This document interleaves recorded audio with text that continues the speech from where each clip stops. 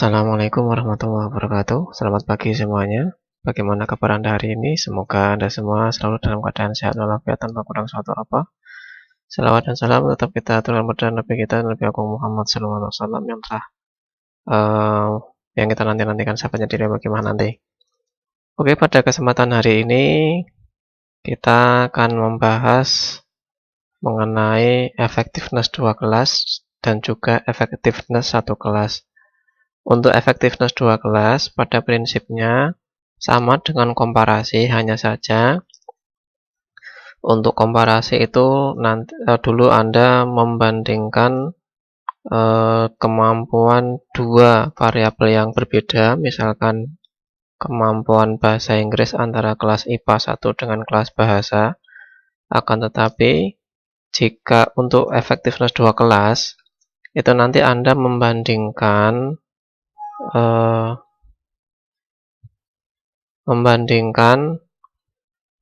kemampuan mahasiswa atau kemampuan siswa dari dua kelas yang berbeda dengan membandingkan kemampuan mereka setelah diajar dengan menggunakan media ataupun menggunakan metode tertentu. Oke, katakanlah di sini terdapat dua kelas yang berbeda, yaitu kelas eksperimen, yaitu kelas yang akan diajar dengan menggunakan metode atau media tertentu, dan kelas kontrol yang akan diajar dengan menggunakan media ataupun metode yang biasa dipakai. Dalam hal ini contohnya adalah kita akan menguji seberapa efektif penggunaan picture untuk mengajar speaking.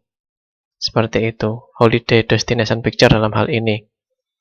Jadi kelas eksperimen nanti akan diajar speaking menggunakan holiday destination picture, sedangkan kelas kontrol nanti akan diajar speakingnya menggunakan metode discussion misalkan. Seperti itu. Jadi ini pada intinya membandingkan penggunaan dua metode yang berbeda.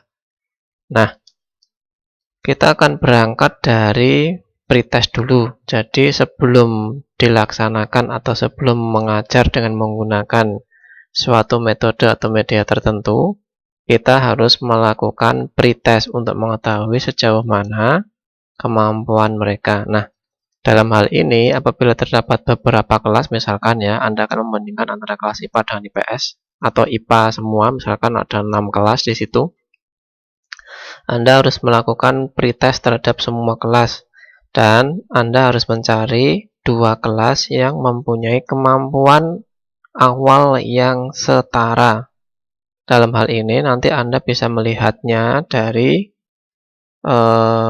dari rata-ratanya. Nanti dilihat rata-ratanya itu yang hampir sama atau setara. Kalau misalkan berbeda, katakanlah hanya 2 poin saja yang diizinkan. Misalkan rata-rata dari kelas eksperimen itu 60, sedangkan rata-rata dari kelas kontrol itu adalah 62 untuk pretestnya. Nah, kenapa kita harus mencari dua kelas yang rata-ratanya sama atau hampir sama? Jadi bisa dikatakan bahwa starting point-nya itu harus berasal dari starting point yang sama. Kalau apabila min-nya atau rata-rata kelasnya sudah berbeda, maka itu akan menjadi hal yang mubazir untuk dilaksanakan penelitian. Misalkan kelas eksperimen, biasanya guru-guru itu pakai kelas itu aja yang pintar-pintar anaknya. Kalau untuk yang kelas kontrolnya, kelas itu aja yang anaknya kurang pintar. Nah, itu hal yang tidak imbang, tidak fair nanti. Jadi nanti mohon Anda mencari kelas yang kemampuannya setara atau seimbang. Jadi startnya itu sama ya. Seperti itu. Kalau kelas satunya kelasnya pintar, satunya bodoh, nanti ada kesenjangan dan itu akan percuma untuk dilaksanakan penelitian karena memang sudah dari awal sudah tahu, oh itu kelas pintar, itu kelas kurang pintar. Jadi nanti jenengan ya untuk apa melakukan penelitian seperti itu ya. Oke. Di sini juga ada perbedaan siswa, jumlah siswa, yaitu kelas eksperimen terdapat 32, sedangkan kelas kontrol nanti 31. Nah, ini seperti yang kemarin saya katakan waktu komparasi, ada N1, N2. Nah, seperti itu. Oke. Nah, saya tidak akan menjelaskan panjang lebar di sini karena pada prinsipnya effectiveness dua kelas itu sama dengan komparasi. Rumus-rumus yang digunakan juga sama, baik yang deskriptif statistik maupun yang inferential statistik. Ada min, media, mode, max, min, sum, standar deviasi, variance, dan ring. Kemudian untuk inferential analisisnya juga sama. Yang perlu diingat, perbedaan antara komparasi dengan effectiveness dua kelas ini, untuk post testnya itu harus eksperimental semua. Yang dihitung normality testnya adalah post testnya, bukan pre testnya. Jadi nanti tugas kita sebagai peneliti adalah membandingkan kemampuan setelah diajar dengan menggunakan media atau metode tertentu pada kelas eksperimental dan juga kelas kontrol. Jadi dibandingkan post testnya, bukan pre testnya. Itu satu yang membedakan antara komparasi dengan efektivitas dua kelas. Perbedaan yang kedua adalah pada uji homogenitas. Jadi ketika uji homogenitas pada kelas komparasi, yang diuji ya hanya data itu, sedangkan untuk yang effectiveness dua kelas, yang diuji homogenitasnya adalah pretestnya. Jadi kita berangkat, atau tujuan daripada homogeneity test adalah menguji apakah pretestnya itu atau para mahasiswa atau para siswa mempunyai kemampuan yang sama. Nah, ini diuji dari homogenitas ini. Nanti Anda uji sendiri ya. Ingat, yang diuji homogenitas adalah pre-test, bukan post-test. Post-test hanya untuk yang uji normalitas. Kemudian yang terakhir adalah uji T. Dalam hal ini uji T sama rumusnya dengan uji komparasi. Ada X bar 1, ada X bar 2, N1, min 1. Kemudian ini variance 1 kuadrat, ini variance 2 kuadrat, ini N1, N1-nya 31 dan N2-nya 30. Ini yang berbeda. Nanti jenengan tinggal mengaplikasikan saja sesuai dengan rumus di komparasi. Kemudian tinggal mengambil keputusan. Ini tolong Anda ignore dulu, Anda hiraukan dulu hasil-hasil perhitungan dari SPSS, karena nanti kita akan belajar tentang SPSS, nanti ada tutorialnya sendiri. Oke? Nanti tugas Anda adalah menghitung yang effectiveness dua kelas. Seperti itu. Nah, untuk hari ini saya akan memberikan tutorial mengenai yang effectiveness satu kelas. Jadi, kalau effectiveness dua kelas, rumusnya seperti ini. Kalau effectiveness satu kelas, rumusnya seperti ini. Jadi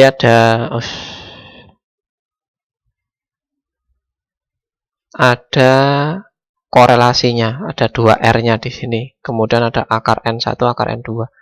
Seperti itu. Perbedaannya apa? Kalau effectiveness dua kelas, terdapat dua kelas yang dibandingkan, yaitu kelas eksperimen dan kelas kontrol. Sedangkan effectiveness satu kelas itu hanya membandingkan kemampuan pretest dengan kemampuan post-test. Tapi kelasnya tetap satu, kelasnya satu. Kalau effectiveness dua kelas, jumlah kelasnya ada dua, yaitu kelas eksperimen dan kelas kontrol. Kalau yang effectiveness satu kelas, kelasnya itu hanya satu, yaitu kelas eksperimen saja. Nanti Anda sama-sama membandingkan, hanya saja yang dibandingkan kalau di effectiveness dua kelas, nanti dua post-test dari dua kelas yang berbeda itu, sedangkan effectiveness satu kelas, Anda membandingkan antara kemampuan pretest dengan kemampuan post-test pada kelas tersebut. Oke.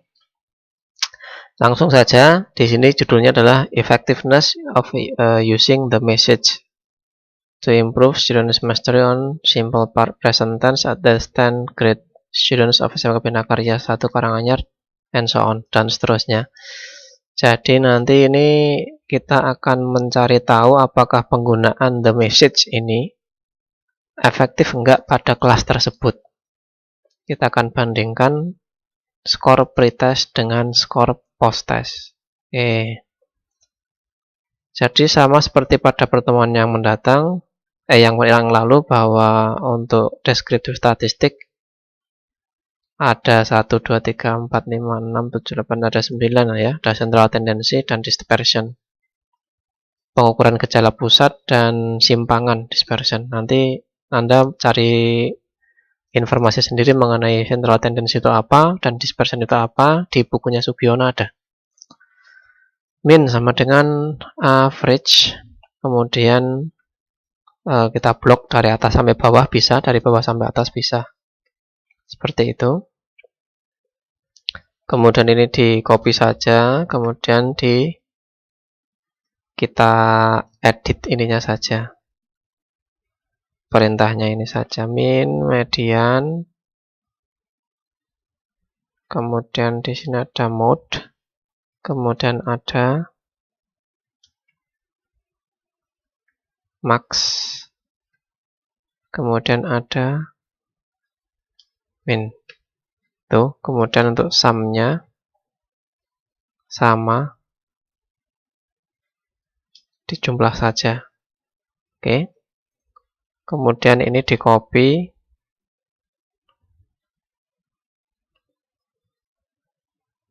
di paste-kan di sini. Oke, seperti itu. Sudah selesai untuk central tendensinya.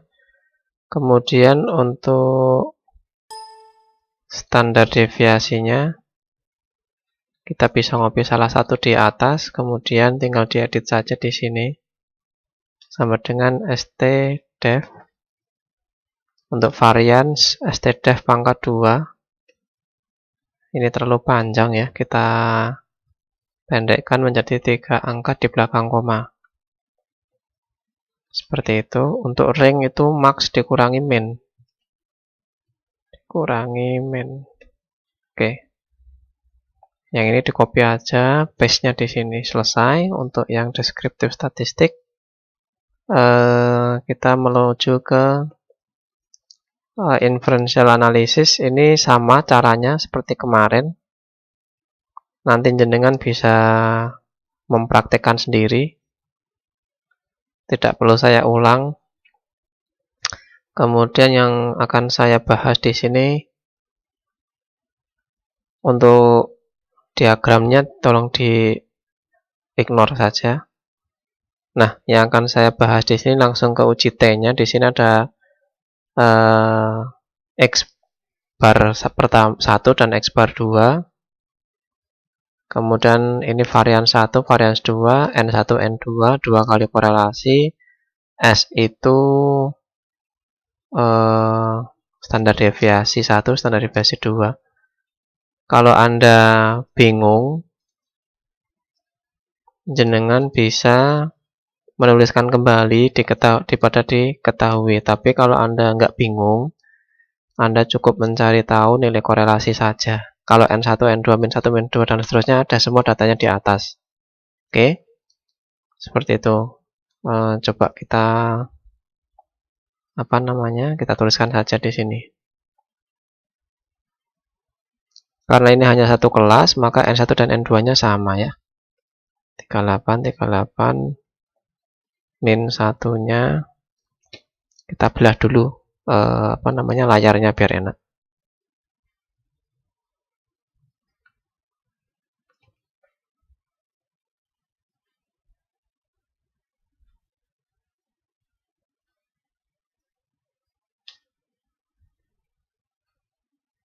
Oke, sama dengan ini min 1, ini sama dengan min 2, ini sama dengan varian 1, varian satunya mana ya? Ini varian 1, terus ini sama dengan varian 2, SD1, SD itu standar deviasi. Kemudian ada SD yang kedua. Nah, ini Yang akan saya ajarkan bukan menggunakan rumus yang panjang seperti yang pada korelasi yang kemarin. Ini rumusnya cukup singkat, sama dengan korel kurung buka, Anda cukup blok ini yang pertama, koma atau titik koma, tolong diperhatikan ininya ya, koma atau titik koma, kemudian baru blok yang post test. Yang kedua ini, kurung tutup, enter, sama. Kalau Anda mencari dengan rumus yang panjang pun nanti hasilnya akan sama. Kalau Anda tidak percaya bisa dibuktikan ya. Jadi nilai korelasinya adalah 0,05, sangat kecil, hampir tidak ada korelasi. Akar N sama dengan SGRT dari 38, 6,616. Oke, di sini saya hilangkan dulu splitnya.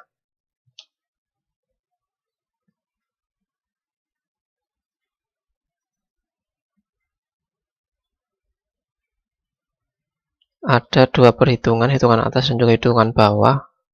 Hitungan atas sama dengan min 1 dikurangi min 2.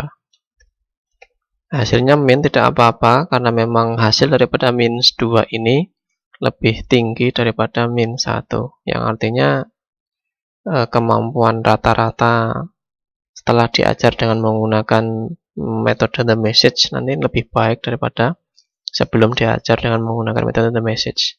Kemudian untuk hitungan bawah, di sini ada akar SGRT square root dari varian 1 per N.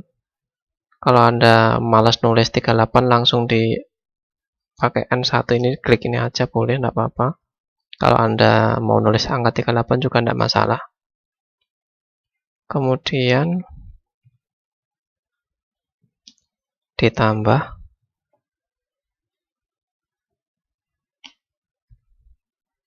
varians 2 per N2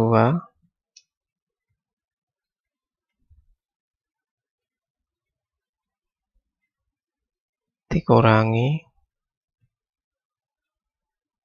2 kali korelasi 2 kali korelasi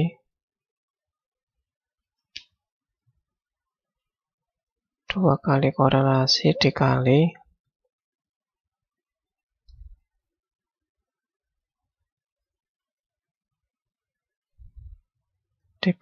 S1 standar deviasi 1 per akar N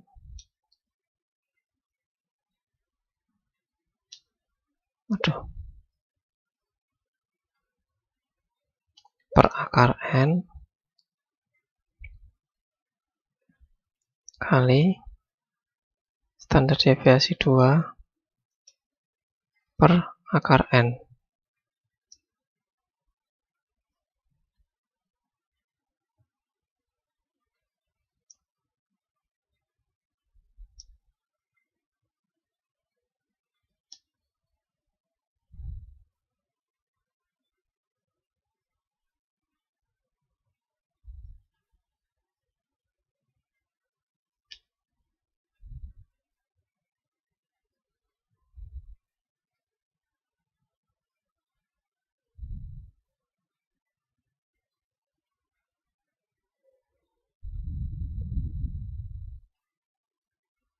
S2 standar deviasi per akar N ini sudah 2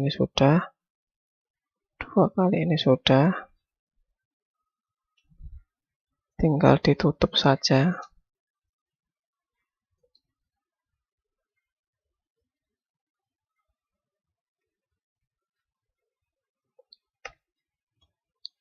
Hitungan bawahnya adalah seperti ini ya, akar dari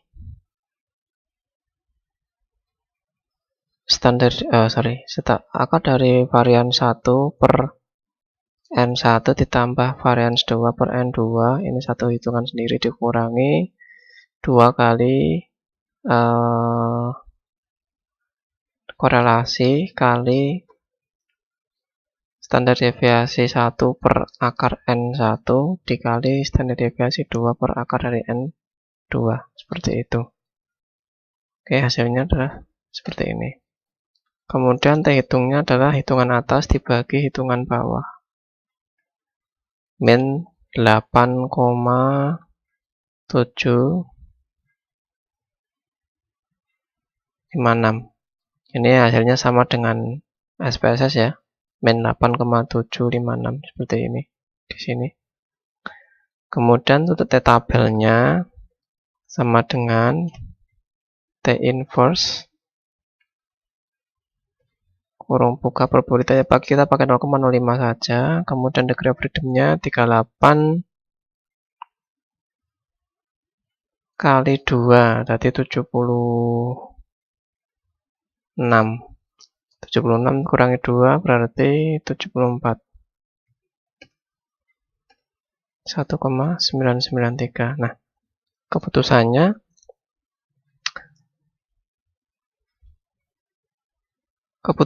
untuk mencari keputusan maka nanti Anda bisa lihat di buku bagaimana ya, sebentar.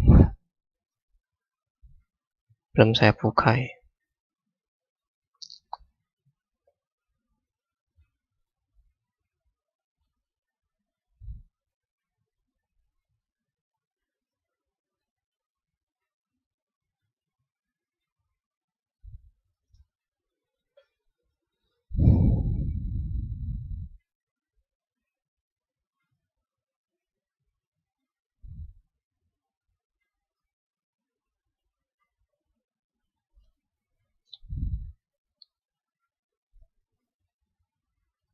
Agak lama ya.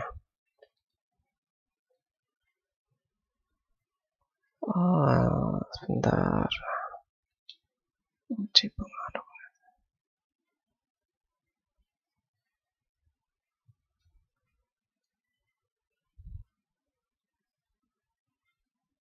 Jadi untuk yang uji pengaruh ini nanti jenengan bisa the influence. Jadi kalau judulnya the influence dan effectiveness untuk yang satu kelas ini sama seperti ini. Jadi nanti jenengan bisa melihat perbedaan di sini. Oke. Kalau jumlahnya satu kelas itu hanya eksperimen saja. Baik pretest, treatment maupun post-test. Kemudian untuk yang jumlahnya 2 kelas ada 2 kelas yaitu eksperimen dan kontrol, sedangkan untuk yang kontrol nanti tidak ada treatment khusus yang diajarkan. Gitu, hanya menggunakan cara biasa atau metode biasa, sedangkan eksperimen nanti ada menggunakan media tertentu atau metode tertentu atau cara tertentu yang mau diteliti. Seperti itu. Sebentar saya lihat. Ini tabelnya.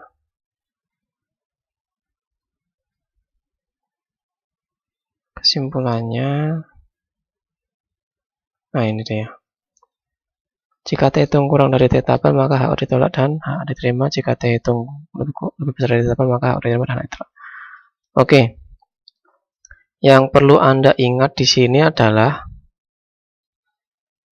bahwa nilai T hitung itu merupakan harga mutlak. Harga mutlak itu artinya tidak memandang apakah nilai T ini, nilai T bernilai positif atau negatif. Jadi semuanya bisa dibilang jadi semuanya nilainya positif karena T tabelnya positif. Seperti itu. Oke. Jadi nanti jenengan bisa menggambarkan kurvanya seperti ini. Misalkan ini hasilnya adalah min 8,756. Kemudian di sini adalah 1,993. Ini nilainya min seperti ini.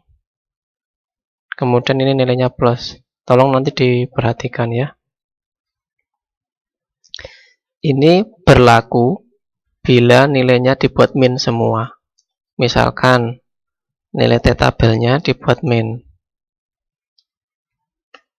Seperti itu ya. Tolong taruh min di setelah sama dengan ya, nanti jadinya min. Jadi keputusannya nanti mengikuti aturan ini. Oke, dan tabel atau kurvanya bentuknya seperti ini. Jika T hitung kurang dari T tabel, maka HO ditolak dan HA diterima. Seperti itu. Kenapa kok seperti itu? Karena semakin tinggi nilai minus atau semakin nilai T ini, nilai minnya ini semakin menjauhi 0, nolnya di sini, maka dia nilainya semakin kecil. Ibarat hutangnya itu semakin banyak, semakin besar. Kemudian jika dia T hitungnya ini lebih kecil daripada T tabel karena posisinya seperti ini, maka HO ditolak dan HA diterima. Oke, jika T hitung lebih besar dari tabel, dalam hal ini T hitungnya itu kurang dari T tabel. Misalkan T tabelnya adalah min 1993, sedangkan T hitungnya adalah min 1,5 misalkan, maka HO diterima dan HA ditolak. Seperti itu peraturannya. Oke, dalam hal ini maka rumus yang digunakan sama dengan jika T hitung kurang dari T tabel, maka HA diterima, HA ditolak. Oke, HA diterima dalam hal ini. Oke, kemudian yang artinya tinggal di copy aja dari atas. Penggunaan ini